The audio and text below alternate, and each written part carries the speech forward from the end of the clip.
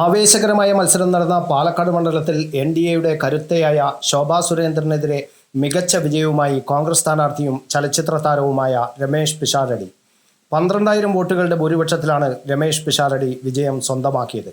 രമേശ് പിഷാരടി 55,302 വോട്ടുകളും ശോഭാ സുരേന്ദ്രന് 42,880 വോട്ടുകളും നേടി.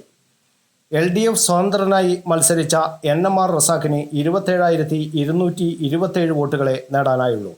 പല കാരണങ്ങൾ കൊണ്ടും ഇക്കുറി സവിശേഷ ശ്രദ്ധ നേടിയ മണ്ഡലമായിരുന്നു പാലക്കാട്. ഇടതിൽ നിന്നും 2011 UDFിനു വേണ്ടി ഷാഫി പറമ്പിൽ തിരിച്ചുപിടിച്ച മണ്ഡലമാണ് ഇത്. തുടർന്ന് 2021 വരെ ഹാട്രിക് വിജയവും ഷാഫിയെ ഈ മണ്ഡലത്തിൽ നിന്നും തേടിയെത്തി. 2024 ലോക്സഭാ തെരഞ്ഞെടുപ്പിൽ വടകരയിൽ നിന്ന് ഷാഫി പറമ്പിൽ വിജയിച്ചതോടെ നടന്ന ഉപതെരഞ്ഞെടുപ്പിൽ രാഹുൽ മാങ്കൂട്ടത്തിൽ വൻ ഭൂരിപക്ഷത്തോടെ പാലക്കാട് ജയിച്ചു. എന്നാൽ രാഹുൽ മാങ്കൂട്ടത്തിൽ പിന്നീട് ലൈംഗിക ആരോപണ കേസിൽ പ്രതിയായതും പാർട്ടിക്കുള്ളിൽ നിന്ന് പുറത്താക്കപ്പെട്ടതും മണ്ഡലത്തിൽ വലിയ രാഷ്ട്രീയ പ്രതിസന്ധി സൃഷ്ടിച്ചിരുന്നു. പരമ്പരാഗതമായി UDFും LDFും മാറി മാറി ഭരിച്ചിരുന്ന മണ്ഡലമാണെങ്കിലും കഴിഞ്ഞ കുറച്ചു വർഷങ്ങളായി BJP ഇവിടെ 2ാം സ്ഥാനത്തെത്തുന്നത് വഴി ശക്തമായ ത്രികോണ മത്സരത്തിലാണ് മണ്ഡലം വേദിയായിരുന്നത്. കേരളത്തിൽ BJP ഭരിക്കുന്ന ഏക നഗരസഭ എന്ന ഖ്യാതി കഴിഞ്ഞ 10 വർഷമായി പാലക്കാടിനുണ്ട്. BJPയുടെ A+ മണ്ഡലങ്ങളിലൊന്നായ പാലക്കാട് വൻ മത്സരമാണ് ഇക്കുറി ശോഭാ സുരേന്ദ്രൻ കാഴ്ചവെച്ചത്.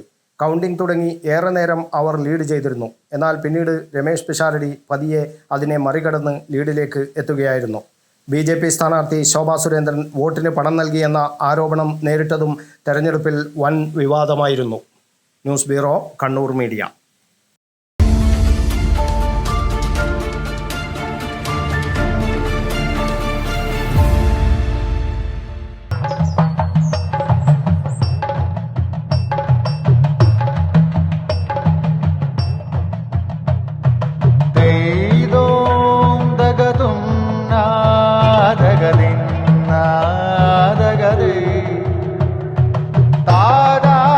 Relax.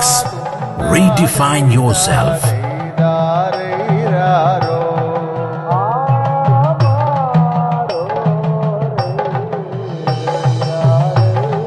Green Planet Hotel near Kannur Airport, Mattanur.